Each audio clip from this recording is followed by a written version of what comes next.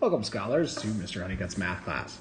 So for this video, we're going to be learning and reviewing how to factor trinomials when our leading coefficient is 1, when that a of the ax squared plus bx plus c is equal to 1. So again, patterns.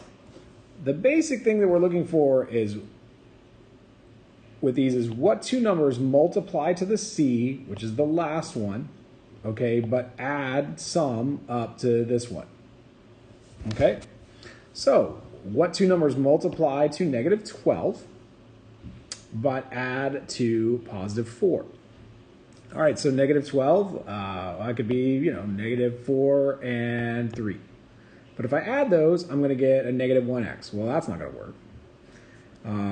And then this is going to be, all right, well, I've got, let's say, negative 6 and 2. Well, that's going to make a negative 4. Hey, that's close, but not quite. So that's going to be a 6, positive 6, and a negative 2. Well, that's going to make, hey, a positive 4. So my factors then would be x plus 6 and x minus 2. Now, I'm going to teach you some shortcuts on how you can figure some of these things out sooner rather than later. So, I want to go over some sign patterns because the sign rules are what's really going to help for this, to figure out, like, you can at a glance know kind of what some of the basic structure is, and then you can just, on the signs, and then you can just focus on figuring out the numbers. Okay, so when you have this basic pattern here, this is the easy one, but you always want to start with the C. And that's kind of what's weird. You want to start with the C. If the C is positive, if the C is greater than 0, C is positive, that means that the signs of the factors are going to be the same. Okay, so this positive C tells you that the signs are going to be the same. And then the B is going to tell you, when the C is positive, what that sign is. I'm going to start with this one. So if the C is positive, but the B is negative, that's going to tell you, that means that they're both negative. Okay? So both my factors are negative. So in this case, this is positive and both negative. So what multiplies to 36 but adds to 15? Okay, 36, 9 and 4, that makes 13. Well, I'm gonna do 6 and 6, nope, that doesn't work. How about 12 and 3? Hey, that works. So that's gonna be k minus 12 and k minus 3. Notice that these are both negative, so it's a negative and a negative.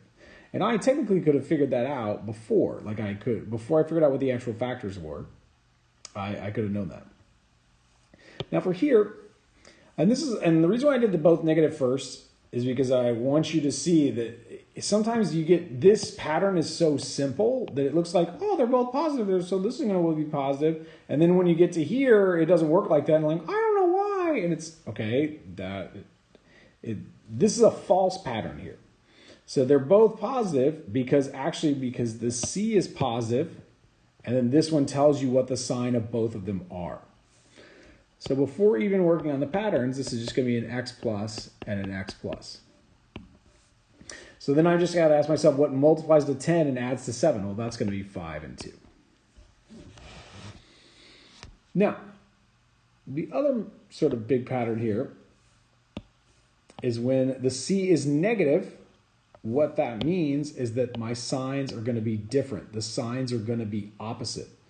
So one of these factors is going to be positive and one of them is going to be negative. Okay, because a positive times a negative is a negative and a negative times a positive is a negative. So notice, like, that's just built out of the sign rules. Like over here, a positive times a positive makes a positive, and a negative times a negative makes a positive. That's why it works. So over here, and then, so the C tells you that the signs are going to be different. So I know, before I know anything else, that one of these is going to be positive and one of these is going to be negative. All right? And I know, before anything else, that one of these is going to be positive and one of these is going to be negative. So it's going to be a y minus and a y plus. All right? Now, So the C tells me that. So once I figured out what the C is telling me from here, all right, that there are different signs, okay, for this type, then what the B, the sign on the B is going to tell me is what the sign of the larger one is. Because you're going to add these terms and one of them is going to be positive and one of them is going to be negative, okay, you're going to combine them, they're going to subtract in some way, and it's going to be the leftover. Whichever one is, in a sense, has an overall greater magnitude is going to be the one that sort of wins. So what this tells me right here is that of my factors, because the B is positive, the largest factor that has a difference of 6, and so it multiplies to 27, has a difference of 6, is going to be the positive one. So what multiplies to 7 but has a difference, or to 27 has a difference of 6? Well, that's going to be 9 and 3. Okay, and then I can know that the 9 is going to be positive and the 3 is going to be negative, because 9m times 3 times a negative 3m, that's going to be 9m minus 3m is going to make a positive 6m. And then over here, because this one, so there's the C is negative, so one is going to be negative, one is positive. This one ends up being this is negative, so it's going, the larger one is going to be negative. So what has multiplies to 56 but subtracts to a negative 1? Well, that's going to be 8 and 7, and then the larger one is going to be negative, so that's going to go with the 8. So it's going to be y minus 8, y plus 7. Once you start to see these kinds, and I don't know why, but most of the time students have never seen this pattern before. I don't know if they just don't show people. It's literally built out of like the sign rules. Okay, like a negative times a negative is a positive. That's where this one comes from. A positive times a positive makes a positive. That's where this one comes from. And then these are just variations of positive and negative. It's a combination of your multiplication sign rules and your addition sign rules. And once you see that pattern, it's going to make this quite a bit easier, because then you just don't have to worry about the signs as much. And it helps you also kind of focus on what you're looking for. Some other sort of general observations about factoring is the smaller your B is, the closer your factors are going to be together. And the larger your B is, the farther apart they're going to be. So it's a little different for over the, but especially for the negatives here, since they're, so if this is really small. So notice the fact that this is just a 1y, that tells me that my factors are going to be super close together, and they do end up being like the absolute magnitude of them. So yes, negative 8 and 7 are 15 apart on the number line, but 8 and 7 are close. Does that kind of make sense? But these, like the fact that there's so much left over here, that tells me these are going to be quite a bit farther apart. All right, moving on. Now, so that's the overall sort of pattern with the signs, but let's apply it in different ways as a meta pattern. So, hey, we're back to this stuff. Yep, there we go. So I'm asking the question, what multiplies to 44 and adds to 15? Well, the factors of 44 are 4 and 11, so I think that's going to work. So maybe I'll make a big bracket here, and I'll have 9x squared plus 20x plus 4 times 9x squared plus 20x plus 11. And I could clean that up a little bit, so I'd have 9x squared plus 20x plus 4 times 9x squared plus 20x plus 11. And again, it's the meta pattern. So here, as before, try to see it not as just x to the fourth, but it's as an x squared squared minus 3, in a sense, x squared, which is kind of to the first, so we can think of that as just like an x by itself, minus 4. And then what two numbers hey, multiply to -4, but add to -3. And oh, hey, let's use our factor pattern stuff. Well, we've got a -4 here, so it's negative, so that means the signs are going to be different. And then this one tells me that the largest one is going to be the negative. So in the factors, I'm going to have an x squared minus, and then I'll have my biggest one, and then I'm going to have an x squared plus, and I'll have a smaller one. So what factors of 4 have a difference of 3? Well, it's going to be 4 and 1. Hey, that's x minus 4 and the 1, because I knew that was going to be the biggest one, right? Oh, and hey, look at this. Look at this. It's a previous pattern. Oh, a squared minus b squared. Oh, I'm going to factor that sucker again. So x minus 2, x plus 2, and that's going to be x squared plus 1. More patterns. Hey, look at this.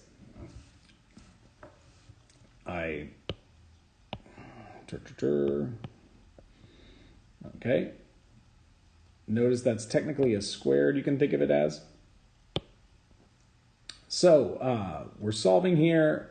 I've got this again, notice. So now I've got another negative c. That means one of them is going to be negative, one's going to be positive. But then this one's going to end up being, this one tells me that the positive one will end up being larger. So as I'm making my factors, I'm going to do a sine theta plus, and then this one's going to be the larger one, and then I'll do a sine theta minus, and that's going to end up equaling 0. So then I'm going to ask myself, hey, what multiplies to -8 but then adds to 2? Well, it has a difference of 2, so that's going to be 4 and 2, and because this one's larger, it's going to go there, and that's going to be sine squared minus equals 0.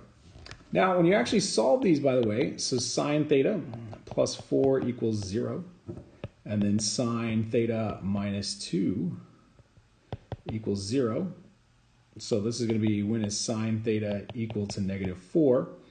This is when is sine theta equal to positive 2.